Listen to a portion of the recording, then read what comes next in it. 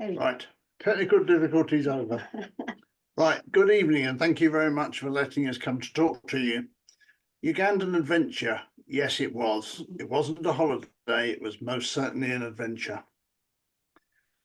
Just in case I'm saying this with tongue in cheek, but just in case you're not sure where Uganda is, blue spot on the left-hand side. One thing we noticed was when we flew across the Sahara, neither of us realised it was so big and actually took 5 hours to cross over the Sahara. The picture on the right gives you more detail where Kisoro is, right on the corner of Rwanda, Uganda and Congo. Very little quick one. We took a bag of children's blankets, jumpers, little tiny hats. It confused the customs man in Rwanda completely because he thought we were trying to smuggle something in. Right, Kisoro, a scruffy little town. They love it, but to us it was kind of scruffy. Supermarket on the right-hand side, we were told that's where we had to shop. After seeing some of the other shops, we're not surprised we were told to shop there. That is in all the shops in Uganda, and very true. If you haven't got any money, odd luck. Again, a picture of Kisoro. They have great big drainage gullies simply because the rain there is horrendous and somewhat crazy ramps up to the shops. Rubble in the streets. Nobody sweeps it up because it's not my rubbish, so why should I sweep it up? It stays there till it gets ground into the road surface. Again, we passed this man in a side road and we were told that if you're going to take somebody's picture, ask their permission first. We got there and I was taking my camera out of my pocket and my mouth was forming the words, and he just looked at me and said, "What do you want?"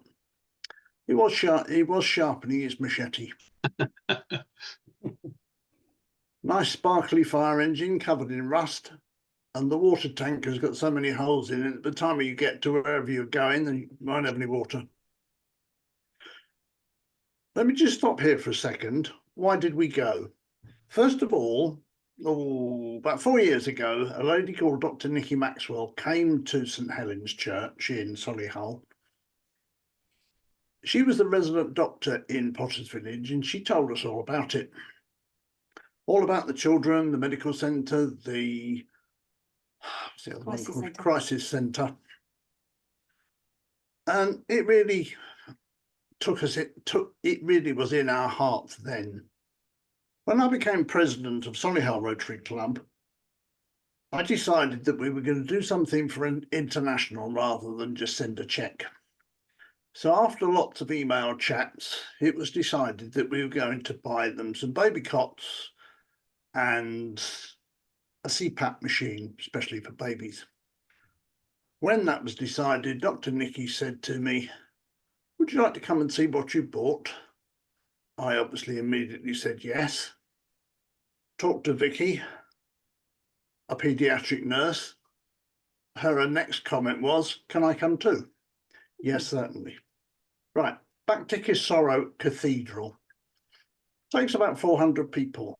They consider it's not big enough. So the pictures on the right are the new cathedral. Scaffolding, well, they're trees with the branches chopped off. That cathedral is going to be so huge that where they're going to get the steel beams to put over the top, goodness knows, because they don't have that sort of infrastructure in Uganda. I don't think that picture really does the cathedral justice, because the modern building that you can see is quite large, probably takes about over 200 people. It's in the shape of a crucifix.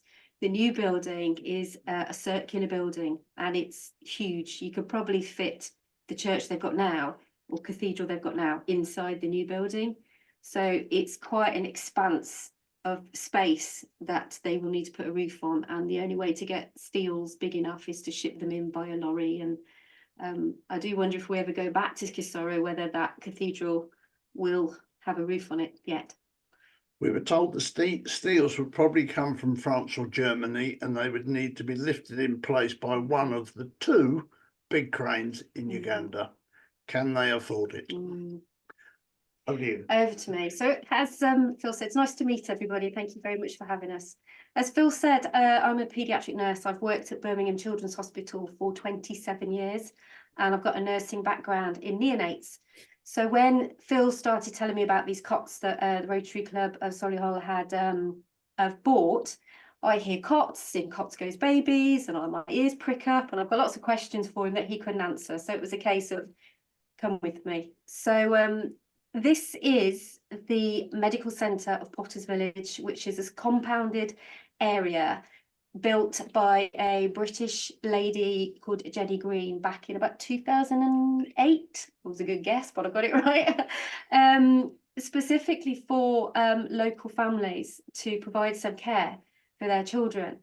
So there's two parts to Potters Village. There's the medical centre, which we're showing you the pictures of now, and there's a crisis centre, which is an orphanage as well. And as you can see, there's a real need for these cots because these babies are being nursed in, these are polystyrene boxes that have fish in them, or they were nursed in plastic baby baths. So you can't clean these polystyrene boxes properly, and the mortality rate of these infants was really quite high. Particularly the picture of the baby that's closest to you there, that's a really pale skinned baby there, which makes me think actually it's not very well, potentially quite anemic. Since the cots have been provided, there was 18 of them cots provided. The staff are delighted, they can clean them. They've put a little wooden tray on the bottom of the cots that you can just see there, so that the babies have got their own provisions. And in the middle, that is Dr. Nikki Maxwell. It's a lovely picture of holding one of the babies that she looked after. As far as the cots are concerned, some of the younger carers, nurses, firmly believe that a miracle has happened. A miracle here in the UK. It's just some money being generously donated. I can't remember what order these are in. So there is Phil with Ida, the administrator of Potters Village. That's the closest we ever got to a smile on a picture. Very hardworking lady. She's managed all the money that we've sent her since, which we will tell you about in a moment. And that is, I want to say that's Rogers. I can't remember. It's one of 3 clinical officers that Dr. Nikki Maxwell has trained up to look after the children in her absence, and she left Potters Village in June last year and came back to the UK. So she's left them in very good hands over there, looking after the children. So this is another picture of the medical centre. As you can see, they're utilising the cots that I had nothing to do with the fundraising. I purely went for the visit. And some of the nurses looking after the babies. There's one being held there in a little blanket. Now, I don't know if you can see all of the picture the same as us, but on the right-hand side, it's behind where all of you are sitting on my screen, but on the right-hand side of the right-hand picture, there's an incubator. Now, I'm very used to seeing little tiny babies in an incubator, but this really caught you, didn't it? It nearly reduced big man Phil here to tears because of this tiny little baby that was in the incubator that was sort of just skin and bones, really. And it was quite heartbreaking to see. Is the next picture the one of the pump? Yes. So these are here. They're not very exciting pictures. We went in April last year to Potters Village, to Kisoro. And in August last year, I had a big birthday that was worth celebrating, shall we say. But in my head already, I knew that I didn't want to have any presents. I've got a house, I've got a family. I wanted to come back from my trip to Uganda and put some fundraising together for whatever they needed out there. The intravenous pump that you can see on the left-hand side is the only pump that they had in the medical centre to give any kind of hydration to these infants. So when we were there and we said to Dr. Nikki, what do you need? And she said some more IV pumps. So in the first couple of weeks we came back, we managed to send the money out to Ida to buy 2 more. And then by August, by the time I'd had my birthday, we'd given them money to buy 2. So they've now got 5 IV pumps, which is fantastic. They don't need to swap between the babies as and when they need them. The other machine is the CPAP machine that Phil mentioned earlier. I think there's the 2 of them. Yeah. There's one of them, and since we've come back, they've now got plumbed oxygen outside as well. So a CPAP machine is, I don't know if you've seen pictures of premature babies. It's basically a little pressure mask that goes against their nose, and it pushes oxygen up and helps to expand the lungs. Sometimes adults have them if they have snoring problems. It just keeps your airways open. So this is a baby CPAP machine, very clever, this one, because it's not attached to oxygen. It just sucks out the air, filters out what's needed and pushes the oxygen into the baby. And that was raised with money from St Helens and from Solihull Rotary Club. So we've sent some kit out to them, but they definitely needed some more. I think the next ones move on a bit, don't they? So before I move on, one of the other things that we were told about while we were in Kisoro was that the nurses that you saw in the picture here are certificate level trained nurses. And the diocese had informed Potters Village that all of your nursing staff need to have a diploma by 2030, otherwise they will be out of a job. There was 9 or 10 nurses. We said that's impossible to do because it's an 18-month course. You can't send them all at the same time. So they have agreed they've got 10 years till 2033 to send all of their nurses. This is a really big expense to the nursing staff. So we asked how much does it cost to send each nurse? It was £900 equivalent. And since we've came back through doing talks like this and through other fundraising efforts, we have managed to raise £9,000 to send to Potters Village. So these nurses do not have to fund themselves to get their diploma. We have paid for them all. We've paid for 9 nurses and we've contributed towards some education for the lab technician, Sam, who is doing a 3-year course to stay in Potters Village. So hopefully we've helped them there, that they don't have to work and study. They can just study because we have helped fund their education.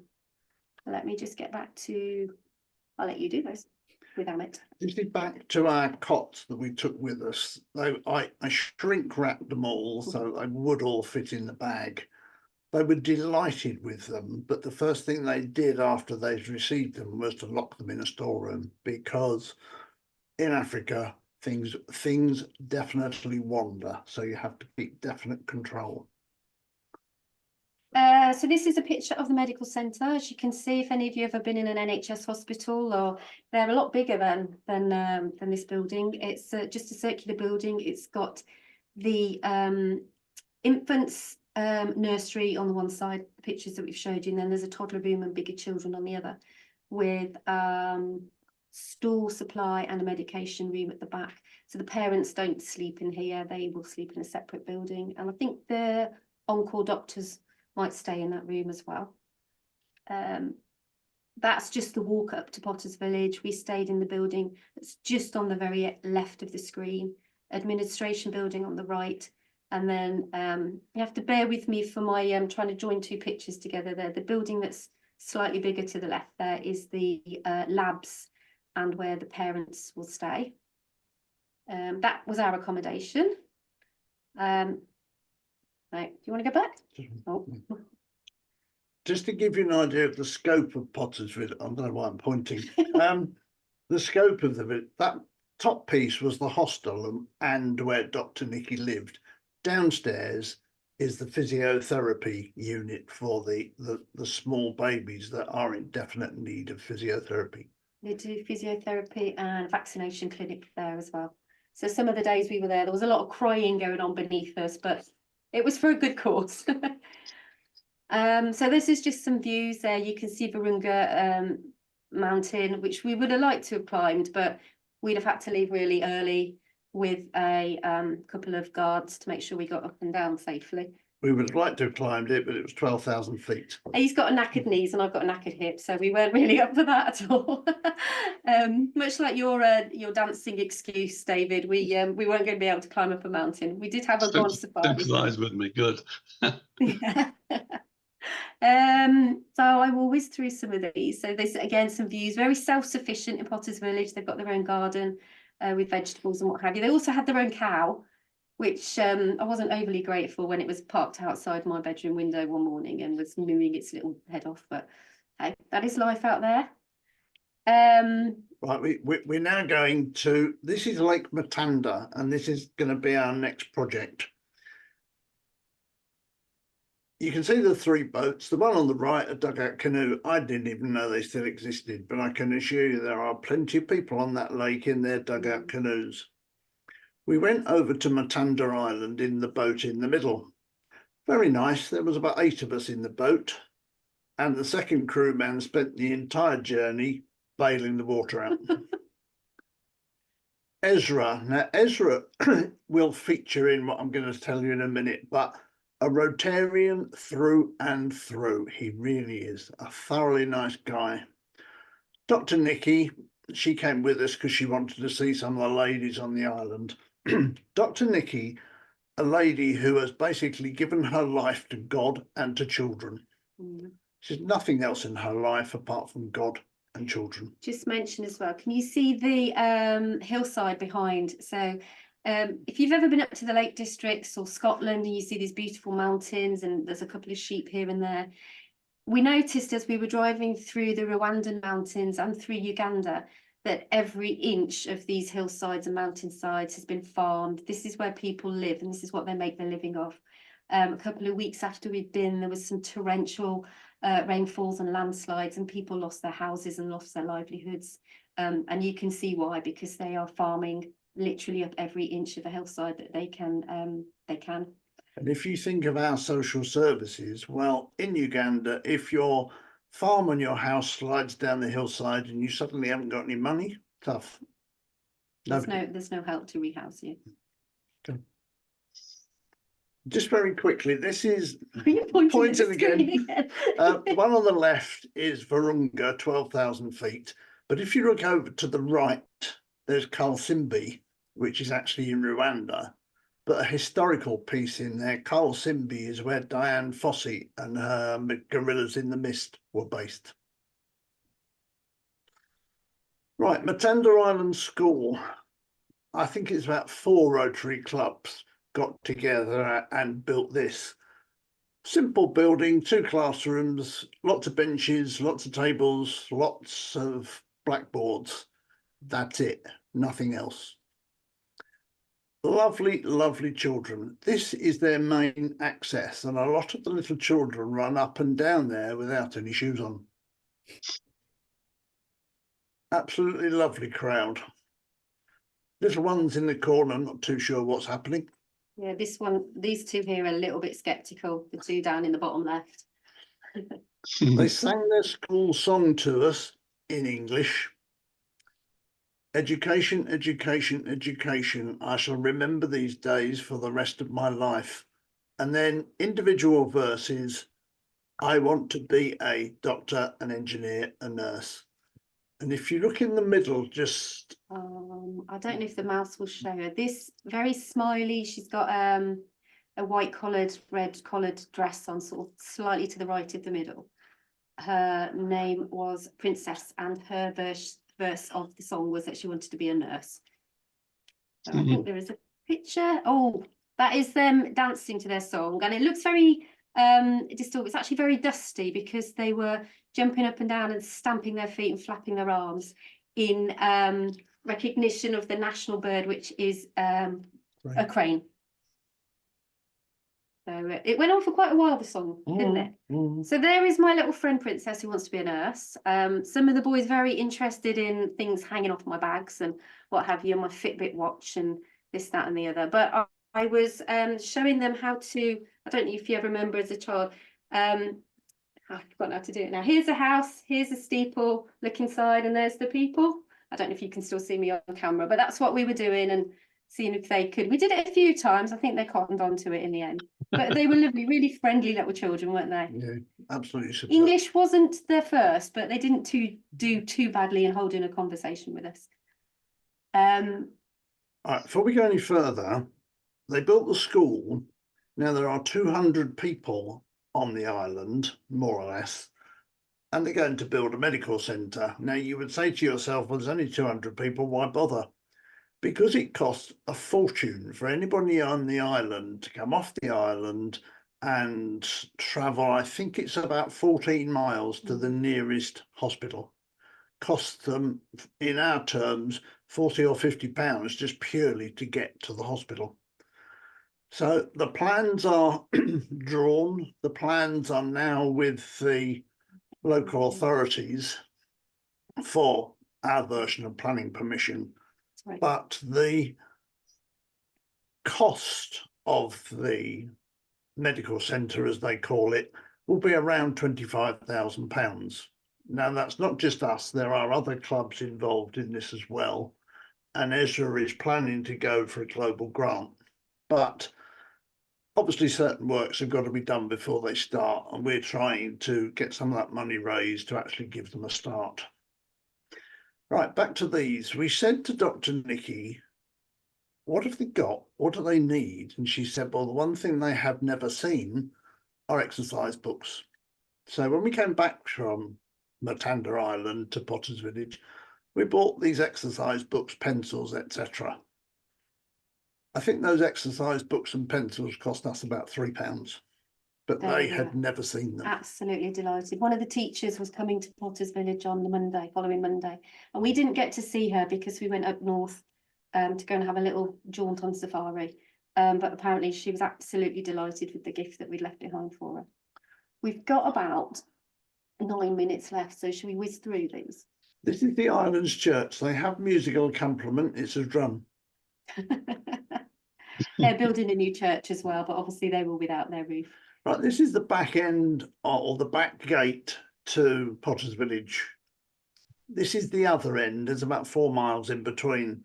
But this, we feel, is a lovely picture because there's the 3 people that really made our trip worthwhile.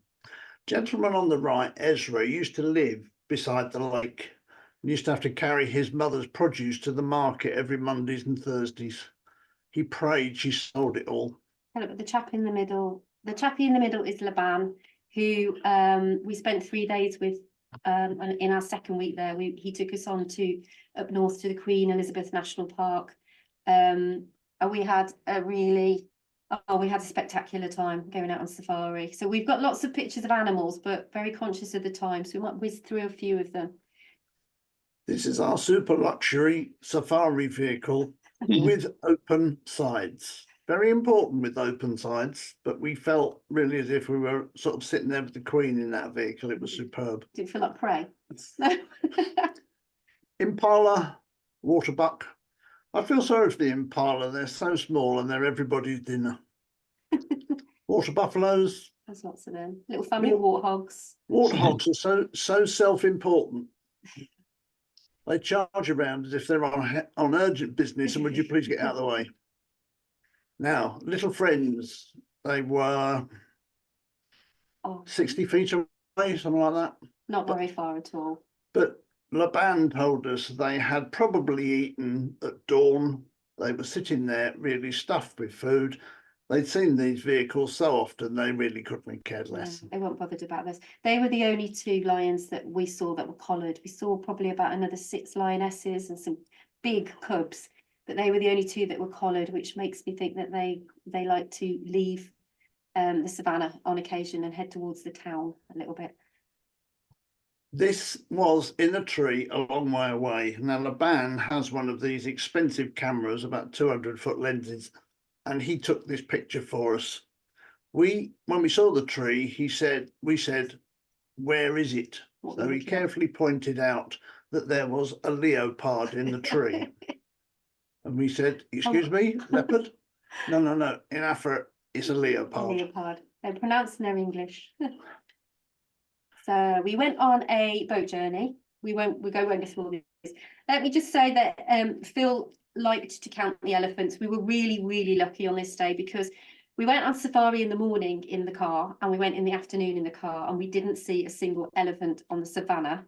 And the reason being is because they were all along the side of the river and you counted about 50 of them in total. So we saw a monitor lizard then and we found out some sort of information about the elephants eat the dirt off the sand to help digest their food.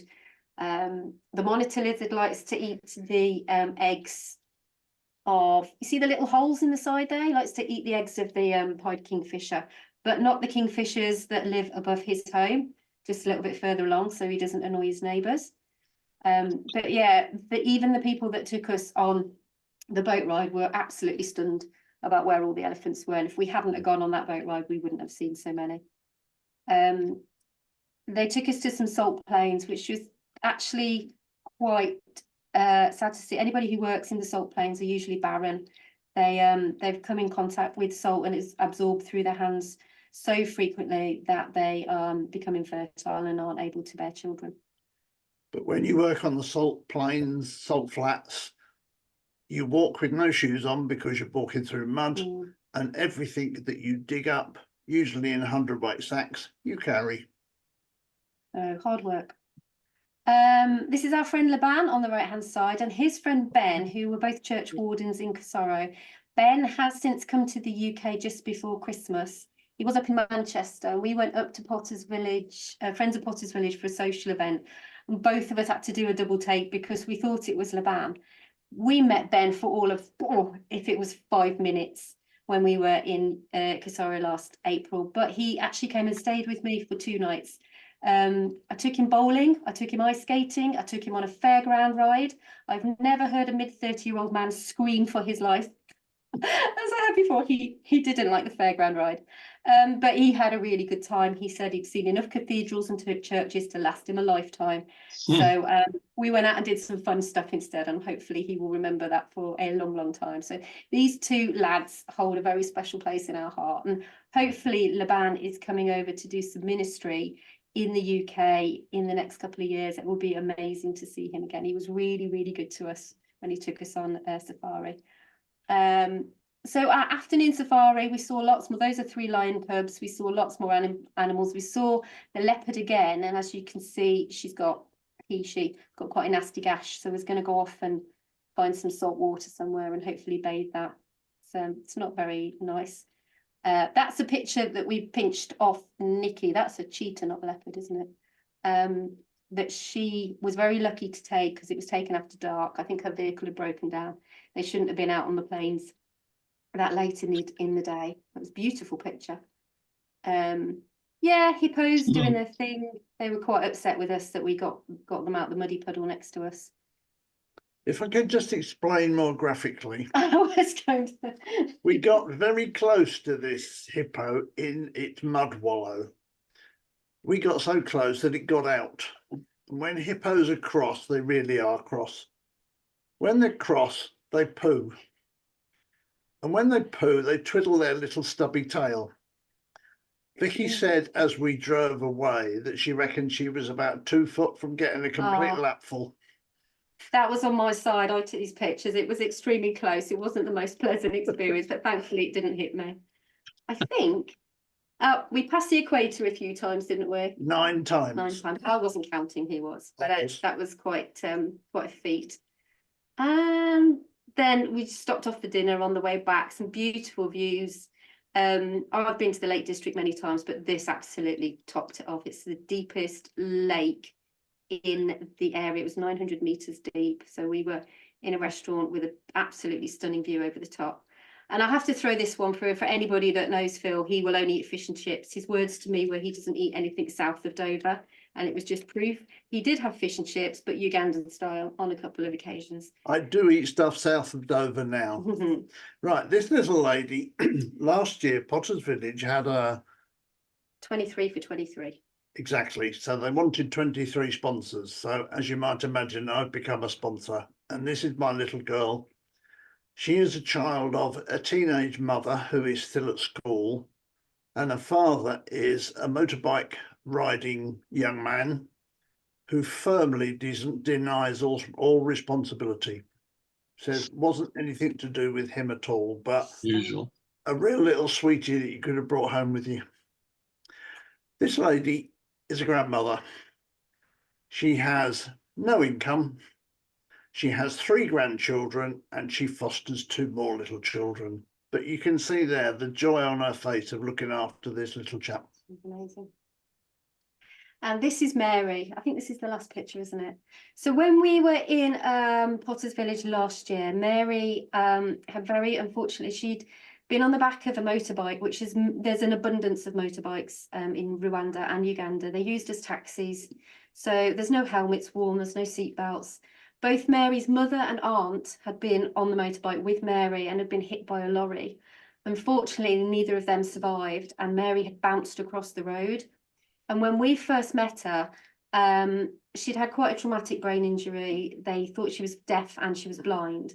But with the help of the physiotherapist at Potters Village, as you can see now, she's holding a spoon. She's attempting to feed herself. She's beginning to stand. They've made this a standing frame specifically for her that she uses, and with some really hard work, she's. We saw some pictures of her on a Potters Village update recently, and absolutely delighted just to see her. Such a change from the baby she was last year that was just lying flat on the floor, that she's standing and interacting, following lights and what have you. It's really, really good to see. Vicky says following lights. None of our specialist equipment. The light she were following was the torches on a mobile phone. So it shows the difference. So that was our Ugandan adventure, and I can firmly say that Potters Village, Kisoro-ish, but Potters Village definitely are now firmly lodged in our hearts and our souls. Thank you very much.